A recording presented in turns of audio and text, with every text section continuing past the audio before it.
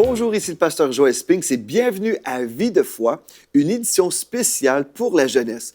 Aujourd'hui, on va faire le disciple victorieux ensemble. Vous dites, mais c'est quoi ça, le disciple victorieux? Bien, en fait, c'est une formation pour les nouveaux croyants. Et si aujourd'hui, vous n'êtes pas croyant, bien, c'est votre journée. Vous pouvez devenir un enfant de Dieu dès aujourd'hui. On va passer du temps ensemble dans la parole. Mais vraiment, j'avais à cœur de refaire cette série. J'ai déjà fait le disciple victorieux sur 10 émissions de télé. Mais là, j'ai eu à cœur de faire sur 5 émissions où on va voir ensemble le contenu de mon livre, Le disciple victorieux, qui est vraiment un manuel pour les nouveaux chrétiens, pour donner une bonne base chrétienne pour la vie victorieuse.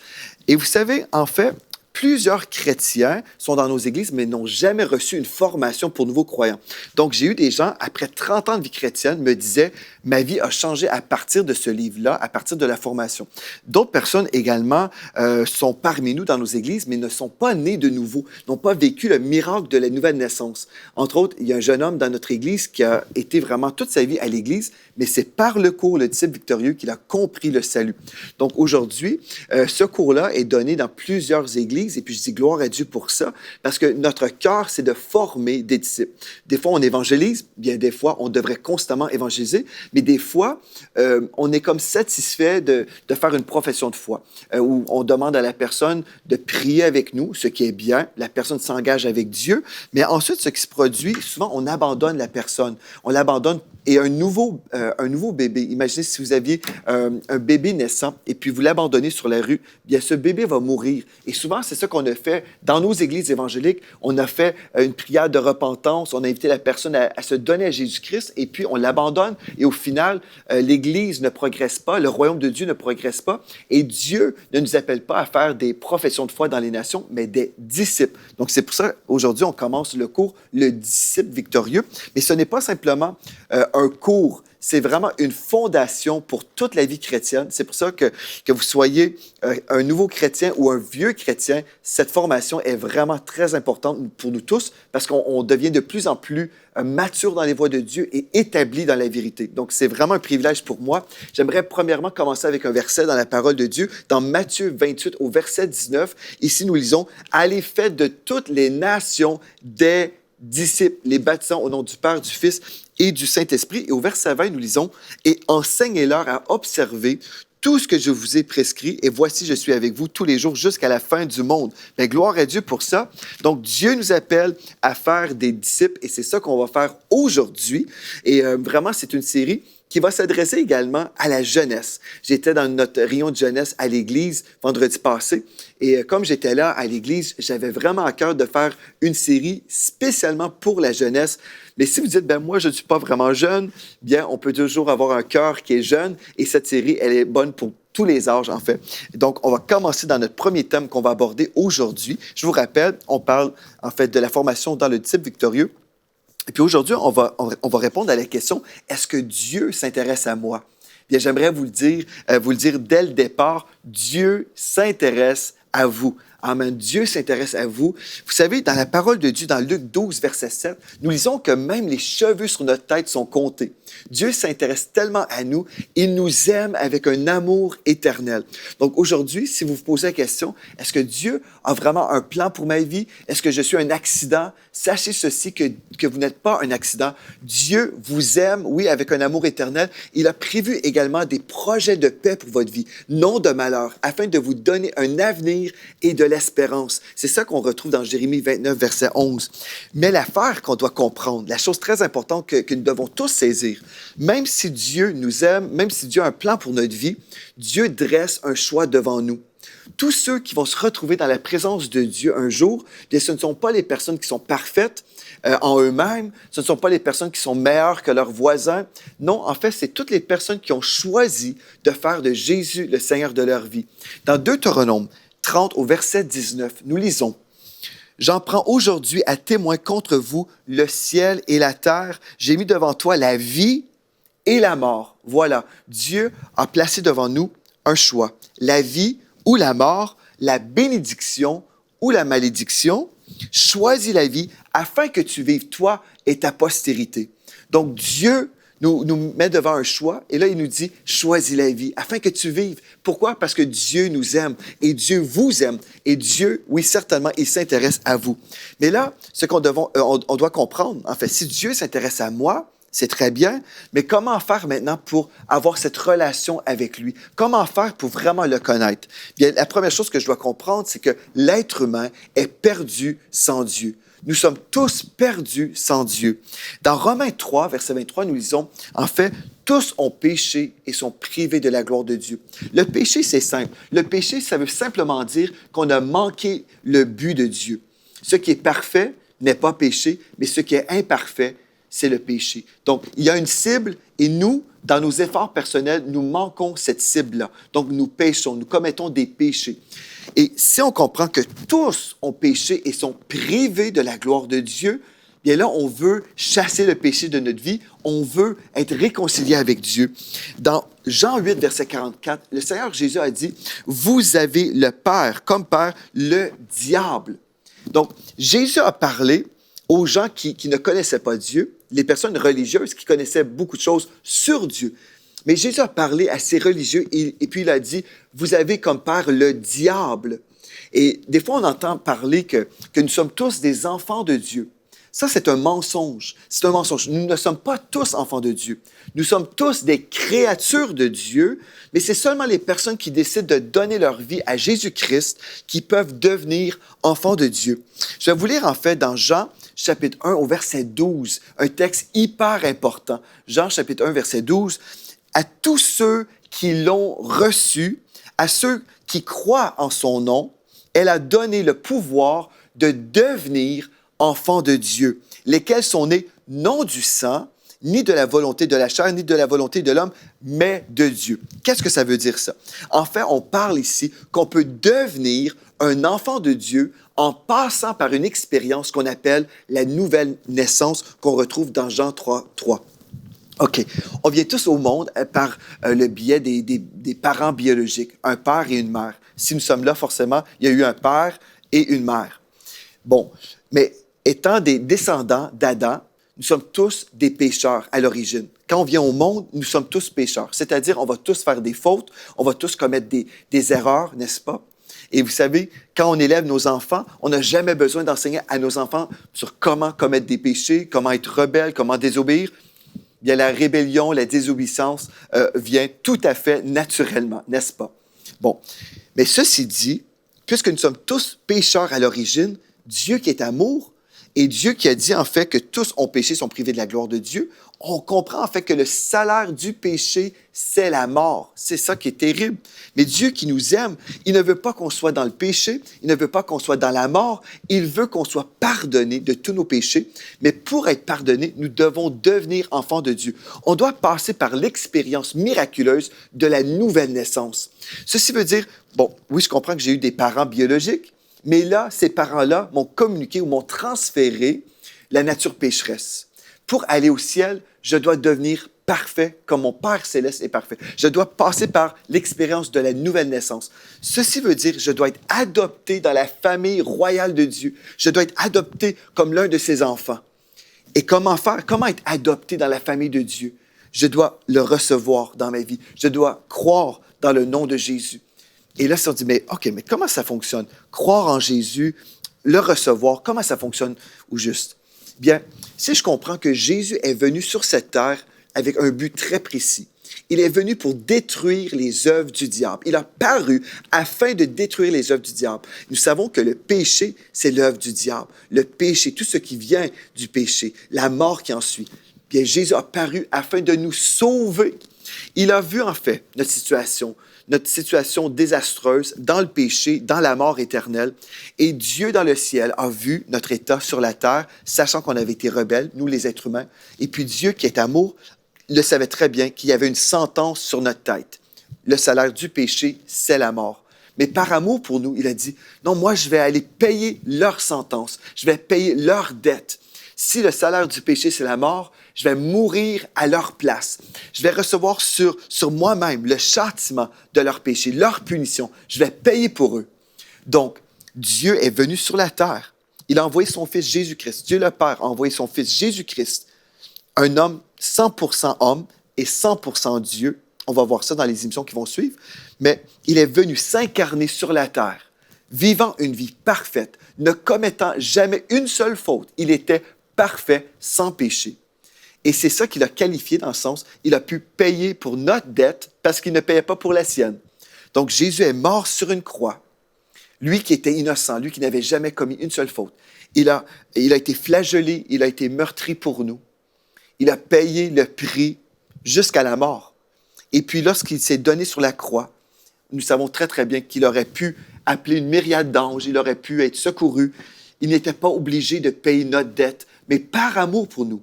Oui, Jésus s'est déplacé du ciel à la terre, et puis sur cette terre, il a payé notre prix pour nous sauver de nos péchés. Quand je reçois Jésus dans ma vie, ceci veut dire que je reçois son paiement. Ceci veut dire que je reconnais que Jésus est mort sur la croix pour mes péchés. Et si je dis, je réalise que je suis pécheur, je réalise en fait que je suis imparfait et j'ai besoin d'être pardonné, bien là, je peux recevoir le Seigneur Jésus dans ma vie et vivre l'expérience miraculeuse de la nouvelle naissance. Ceci veut dire, lorsque je donne ma vie à Christ, ce qui se produit, je reçois le Saint-Esprit en moi. Je suis plongé dans le corps de Christ, quelque chose qu'on va voir dans quelques émissions également. Mais je deviens littéralement un enfant de Dieu. Je passe de la mort spirituelle à la vie. Et là, j'ai vraiment cet héritage glorieux. C'est tellement merveilleux de connaître le Seigneur Jésus. Mais je dois passer forcément par cette nouvelle naissance. Je laisse ma vieille vie derrière moi et je commence une nouvelle vie avec le Seigneur Jésus-Christ. Donc, je peux expérimenter, en fait, l'adoption qu'on retrouve dans Romains 8, 15. Et là, je dois vraiment comprendre. En fait, dans Jean 3, 36, nous lisons « Celui qui croit au Fils a la vie éternelle. Celui qui ne croit pas au Fils ne verra point la vie, mais la colère de Dieu demeure sur lui. » La colère de Dieu demeure sur lui. Si je rejette le paiement pour le pardon de mes péchés, si je rejette en fait ce que Jésus a fait pour moi, bien, je prends la décision en fait de me présenter devant Dieu dans ma propre justice. Dans le sens, Dieu va être là, il va pouvoir constater ma vie. Et si je suis trouvé imparfait, si je suis retrouvé devant Dieu avec même une seule tâche de péché, bien, je ne pourrai pas entrer au ciel. C'est ça qui est tragique. En fait, personne ne peut aller au ciel par soi-même. On ne peut pas accéder au ciel par nous-mêmes. Nous avons besoin d'être pardonnés de tous nos péchés. Et si nous sommes assez humbles et on réalise, c'est vrai que je suis imparfait, je veux être pardonné de tous mes péchés, c'est alors que je peux vivre le miracle de la nouvelle naissance et la colère de Dieu qui est venue sur son Fils Jésus. Bien, moi, je n'aurai pas besoin de vivre cette colère. Au contraire, ce que je vais voir, je vais recevoir dans ma vie le pardon, mais ensuite aussi la manifestation de l'amour de Dieu, qui était vraiment à l'origine de cette solution que Dieu nous a envoyée, son Fils Jésus. Dans Jean 3, verset 16, peut-être vous avez déjà vu des fois des gens jouer au foot ou au hockey. Des fois, on voit des gens avec des bannières Jean 3, 16. Je ne sais pas si vous avez déjà remarqué pourquoi les gens vont toujours citer une référence ou marquer une référence sur des chandails, des t-shirts ou des bannières, des affiches. Bien, c'est parce qu'en fait, c'est l'histoire de notre salut. C'est ce que Dieu veut nous offrir. Dans Jean 3, verset 16, nous lisons « Car Dieu a tant aimé le monde qu'il a donné son Fils unique, afin que quiconque croit en lui ne périsse point, mais qu'il ait la vie éternelle. Dieu, en effet, n'a pas envoyé son Fils dans le monde pour juger le monde, mais pour que le monde soit sauvé par lui. » Voilà, c'est ça que Dieu veut. Il veut nous sauver. Et on peut se poser la question, oui, mais est-ce qu'il y a d'autres solutions?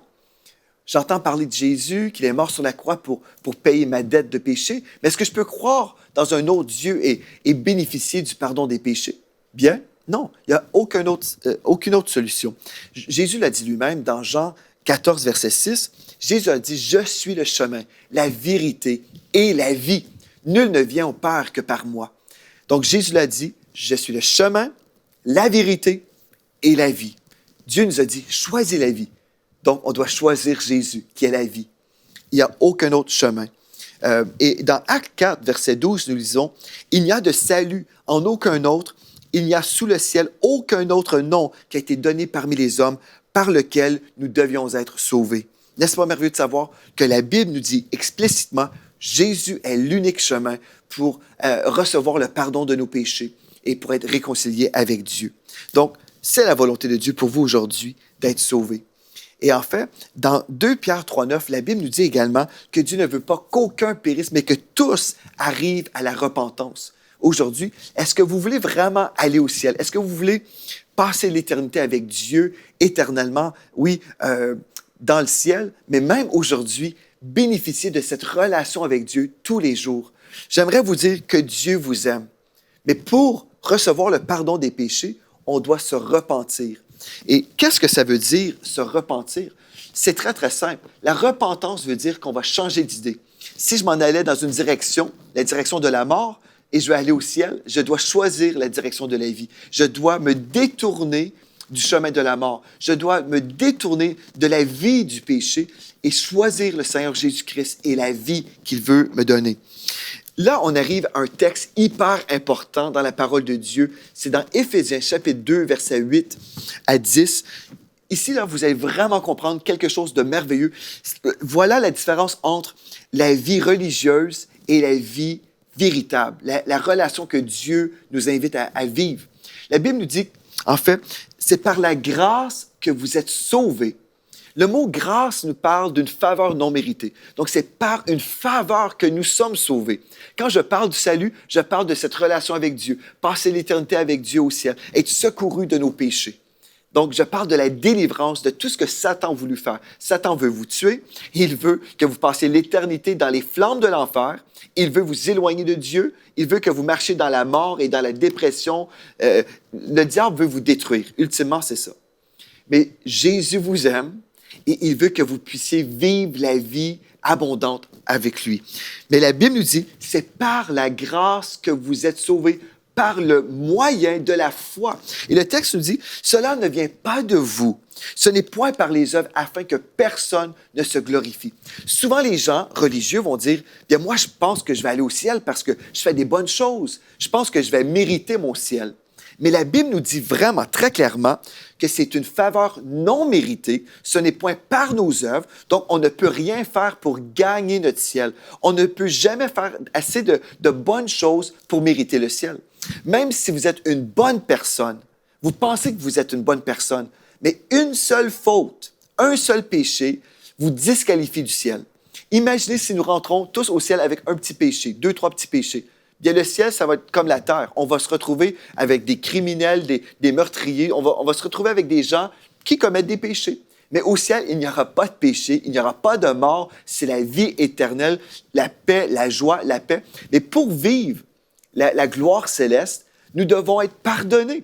Et ce texte nous dit, c'est par la grâce que vous êtes sauvés, par le moyen, l'autoroute de la foi, si on veut. Vous devez prendre le chemin de la foi, croire que Jésus est mort sur la croix pour vous pardonner de tous vos péchés et vous donner la vie éternelle. Non seulement Jésus est mort pour vous, mais il est ressuscité d'entre les morts, 3 jours plus tard, déclarant, révélant à tous qu'il avait la victoire sur la mort. C'est merveilleux. Jésus a payé le prix, mais il nous a prouvé également, je suis victorieux sur la mort. Non, vous n'avez pas besoin de vivre la mort spirituelle, être éloigné de Dieu pendant l'éternité. Mais aujourd'hui, à travers de ma vie, si vous me recevez, vous pouvez bénéficier de la vie éternelle. Et je vous ai prouvé que j'avais cette victoire, que j'étais la source de la vie, en vous révélant que j'ai combattu même la mort. Je suis ressuscité d'entre les morts. N'est-ce pas merveilleux de savoir ça? Il n'y a aucune personnalité historique qui est ressuscitée d'entre les morts. Il y a une seule personne et son nom est Jésus-Christ, celui qui a quitté le ciel par amour pour nous, pour payer notre dette de péché.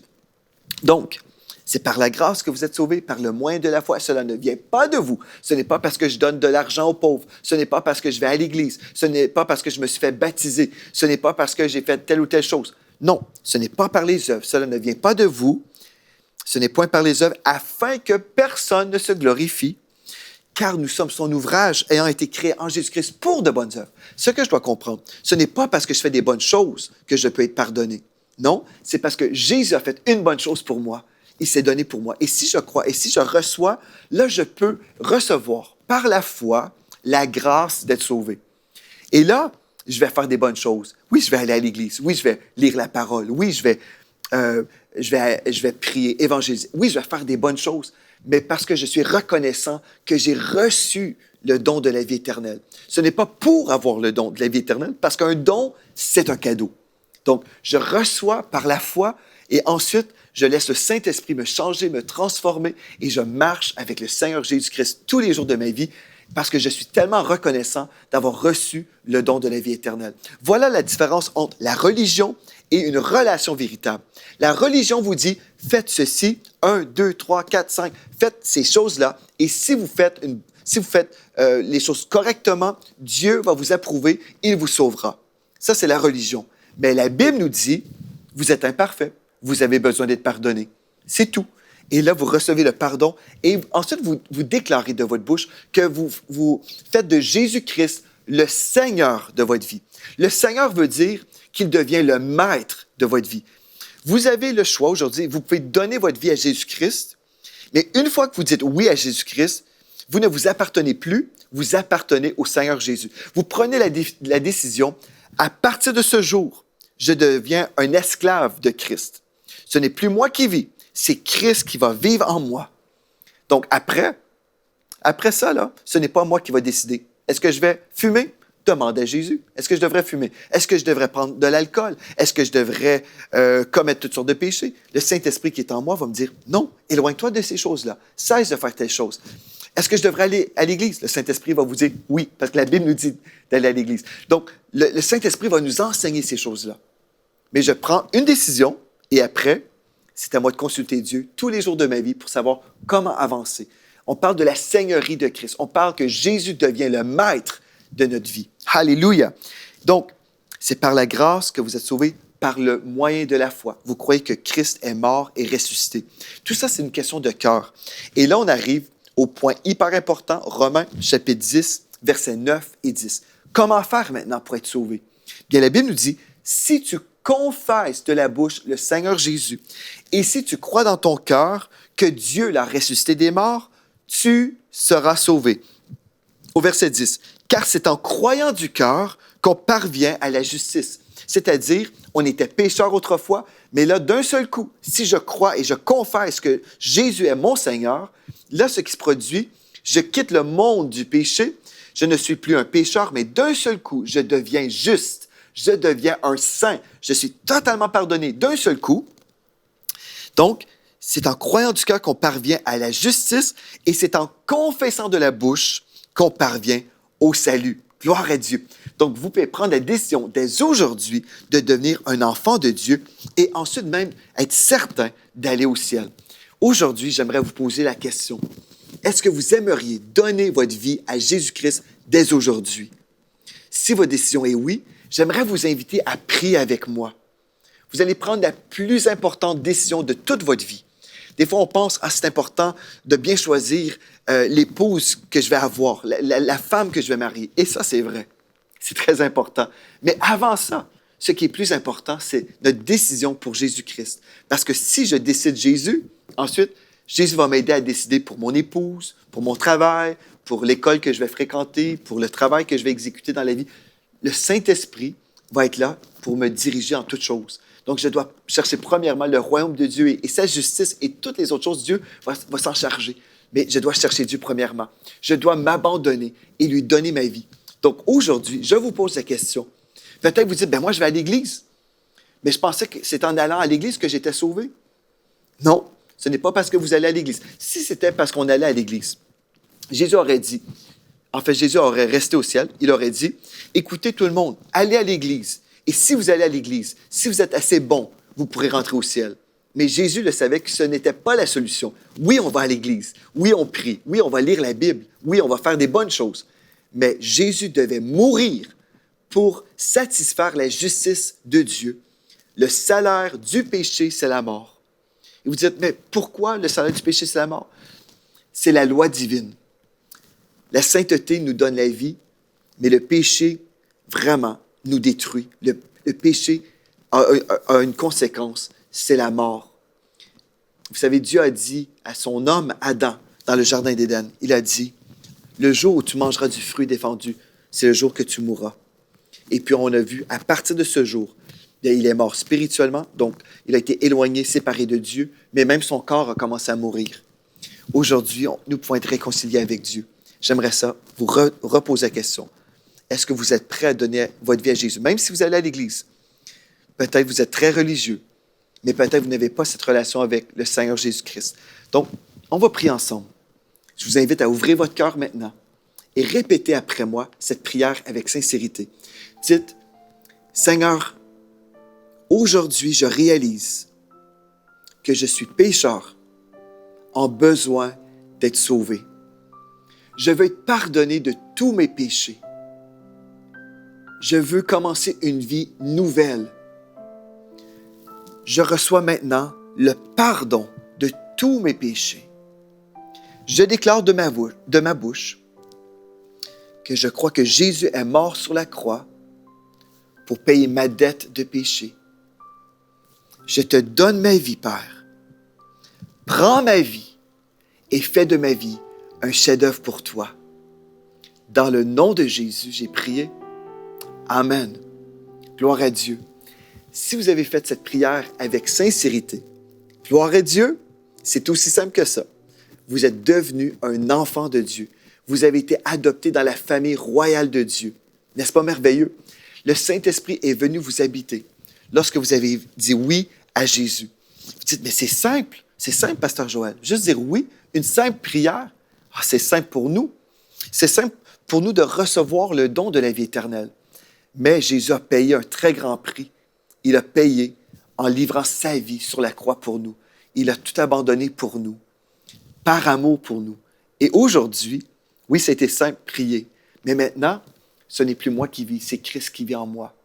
Et je vais vous aider à comprendre maintenant comment avancer dans votre marche chrétienne. Je vais vous aider à vraiment établir cette relation stable avec des fondements vraiment stables pour toute votre vie chrétienne. On va discuter ensemble le contenu du livre, Le disciple victorieux.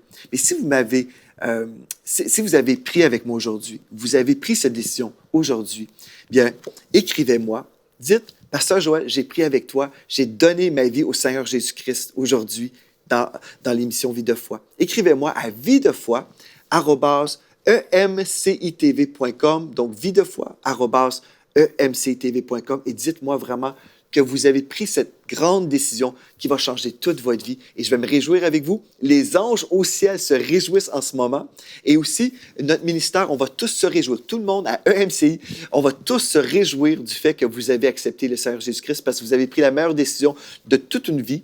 Et ensemble, on va voir la gloire de Dieu. Vous allez voir la gloire de Dieu tous les jours comme vous allez avancer dans les voies de Dieu. Amen, amen. Donc, demain, on poursuit avec le disciple victorieux. On va se poser la question maintenant, est-ce que je peux être certain d'aller au ciel? Vous allez découvrir la réponse. Vous ne voulez pas manquer ça. Et puis, invitez également des amis, partagez sur les réseaux sociaux ce message que vous avez entendu afin que le plus grand nombre puisse recevoir le don de la vie éternelle. Merci d'avoir été là. D'ici à demain, soyez richement bénis.